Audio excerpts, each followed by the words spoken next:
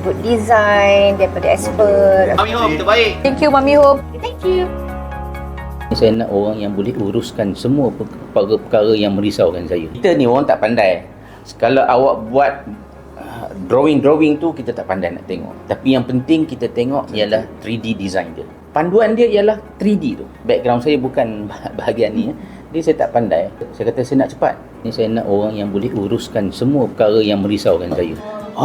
Yang ni lah abah kita nak terpesona. Cantik. Good design daripada expert. Meja pun bagus. Kena faham lah customer hendak dia apa kan. Dia nak bercakap dari segi teknikal dia tak pandai. Tetapi bahasa yang paling senang adalah apa yang dia dapat lihat. Background saya bukan bahagian ni.